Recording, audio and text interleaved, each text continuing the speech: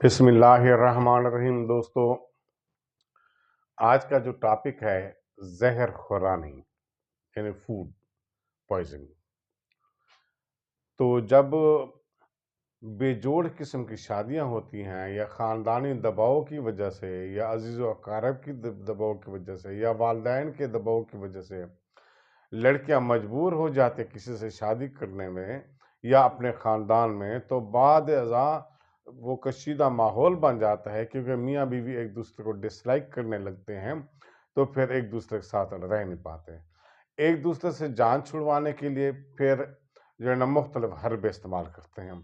जब कोई हरबा काबिल इस्तेमाल नहीं रहता यानी कि, तो फिर वो क्या करते हैं, आखिरी जो लास्ट ऑप्शन है वो एक दूसरे को बाज़ औक़ात मियाँ जो है ना बीवी को जहर देकर जान छुड़ाता है या इस किस्म की सोच रखता है या सोचता है, या बाज़ औक़ात बीवी जो है ना वो अपने मियाँ को जहर देकर अपनी जान छुड़ाते हैं।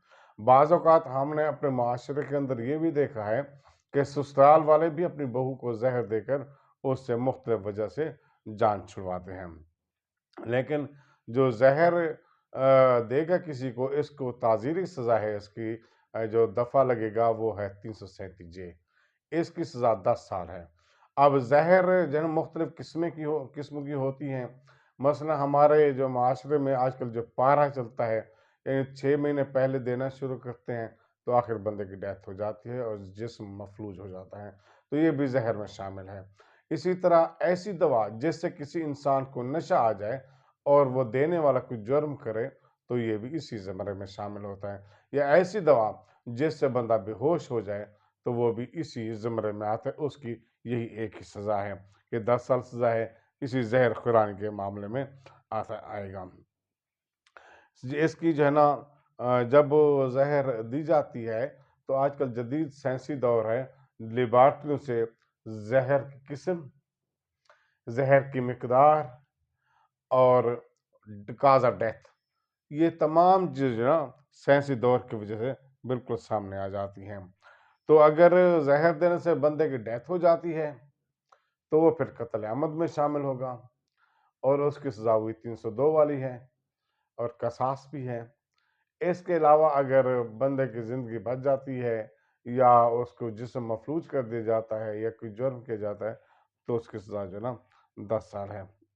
इसमें मखसूस मंशियात भी शामिल है, नशा आवर चीज़ें भी इसमें शामिल हैं और इसके अलावा जो है ना ऐसी दवा भी शामिल है जो किसी इंसान को बेहोश करते हैं।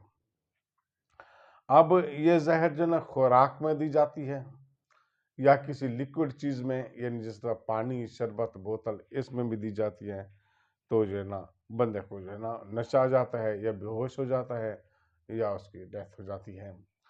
अब जो है ना इसके बाज़-औक़ात 337 आई एक सेक्शन है ताज़ीरात पाकिस्तान का, तो वो ख़ताक में आता है। यानी कि एक बंदा समझता है कि उसने गलती की वजह से किसी को जहर दे दिया है या नशा वगैरह अशिया पिला दिया है, तो वो 337 आई में आता है। लेकिन सबसे पहले उसको ये साबित करना होता है कि उसकी कोई साजिश थी या गलती से उसने दे दी। अगर गलती से भी दे दी है और बंदे की डेथ हो गई है, तो वो कत्ल आमद में शामिल होगा और गलती से दी जाने वाली जहर की सज़ा भी यही 10 साल है और उसमें 337 आई का सेक्शन 337 आई सेक्शन का इतलाक होगा। तो दोस्तों, आज के जो है ना ज़माने में ये आम इसका जो है ना मुआशरे में रिवाज चल पड़ा है और हमने अपने मुआशरे में देखा है कि बहुत सारे लोग एक दूसरे से जान छुड़ाने के लिए इसी चीज़ का इस्तेमाल करते हैं। तो इसकी सज़ा 10 साल है और जो है ना 337 जे है और इसका जो है सेक्शन लगता है।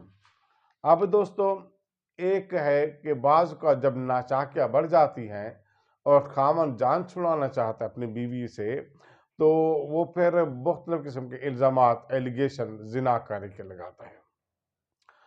तो ताज़ीरात पाकिस्तान के दफ़ा 500 और 501 इसी बाबत है। इसकी सज़ा 2 साल है कि जो कोई शख्स अपनी बीवी पर झूठे इल्ज़ाम लगाएगा और इल्ज़ाम लगाने के बाद उसको साबित नहीं कर सकेगा, तो बीवी को हक हासिल है कि वो 500 दफ़ा के तहत कार्रवाई करे, एफआईआर दर्ज करवाए اور اس کے علاوہ استغاثہ بھی اس میں فائل ہو سکتا ہے، اور اس کے علاوہ جو سول نیچر کا کیس ہے، ازالہ حیثیت عرفی، یعنی ہر جانے کا دعویٰ سول کورٹ میں ہوگا تو وہ بھی فائل کر سکتی ہے، خاتون کو یہ حق حاصل ہے۔ اس کے علاوہ جو ہے نا وہ کاروائی لعان کی بھی کر سکتی ہے۔ لعان کا مطلب یہ قذف جو ہے نا، اسی لعان کی ایک قسم ہے جس کی شرعی سزا ہے۔ اس میں خامد کو عدالت کے اندر 4 دفعہ ایلیگیشن لگانا ہوتا ہے اور بیوی اس سے انکار کرتی ہے ان الزامات سے۔ اگر وہ ثابت نہ کر سکے گواہوں کے سامنے بھی، اور ثابت نہ کر سکے خاوند، تو جو نہ بیوی کو حق حاصل ہو کہ اپنے خاوند کے خلاف استغاثہ بھی فائل کر سکتی ہے اور تنسیخ نکاح کی ڈگری بھی حاصل کر سکتی ہے۔ یہ الزام تنسیخ نکاح کا ایک معقول گراؤنڈ ہے، اس کی بنیاد پر تنسیخ آرام سے ڈگری ہو جاتی ہے۔ یاد رکھیں، تنسیخ کی ڈگری کی کوئی اپیل نہیں ہوا کرتی۔ تو دوستو، بیوی کو یہ حق حاصل ہے۔ اس لعان کے بعد اگر کسی بچے کی پیدائش ہوتی ہے، یعنی الزام لگانے کے بعد، تو اس بچے کو ناجائز قرار نہیں دیا جائے گا۔ اس کے علاوہ جو ہے نا قرآن پاک میں بھی اس کا ذکر ہے کہ اگر رشتہ نبھانا مشکل ہو تو اچھے طریقے سے بیوی سے الگ ہو جاؤ۔ اگر ایسی صورتحال آئے تو سامنے اگر قانون کا سہارا لیتے ہوئے کارروائی کرنی چاہیے اور عزت پر حملہ نہیں ہونا چاہیے، کیونکہ کسی کی عزت پر حملہ معاشرے میں انسان کو جینے کے قابل بھی نہیں چھوڑتا۔ اس لیے جان بوجھ کر یہ جو ہے نا اس قسم کی باتیں کرنی چاہیے، اور اس کو جو ہے نا اس طرح عام بات نہیں سمجھنی چاہیے۔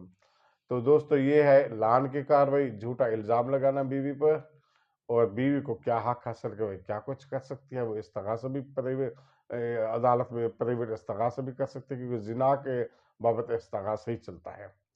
کہ اس کے علاوہ جناب جو ہرجانے کا کیس بھی ہے وہ بھی کر سکتی ہے۔ تو دوستو، میں محمد اختر عزیز، میری ویڈیوز کو سبسکرائب کریں، فالو کریں، لائک کریں، انشاءاللہ آپ کے ساتھ ہیں۔ اللہ حافظ۔